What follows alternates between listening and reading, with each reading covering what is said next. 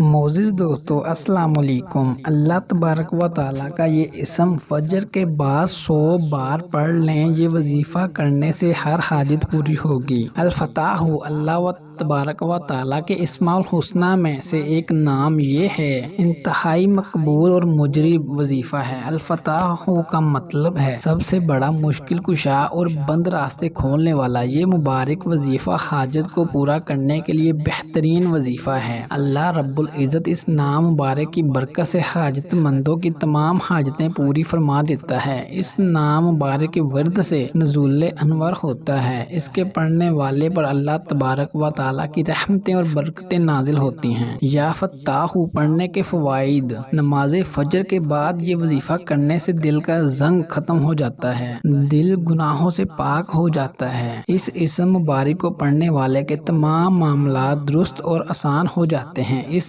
اسم مبارک کا ورد کرنے والے کا دل منور ہو جاتا ہے۔ اس وظیفے کو پڑھتے وقت اس کے اول اور آخر میں 11 مرتبہ درود ابراہیم یا کوئی سا بھی اور درود شریف پڑھ کر اس اسم کا ورد 100 بار روزانہ کریں۔ اس وظیفے کو حسب توفیق 11 دن، 21 دن، 40 دن یا پھر اس سے زیادہ عرصے کے لیے بھی جاری رکھ سکتے ہیں۔ اگر آپ کو ہماری ویڈیو اچھی لگی، چینل کو سبسکرائب کر دیں، ویڈیو کو لائک کر دیں۔ شکریہ، جزاک اللہ۔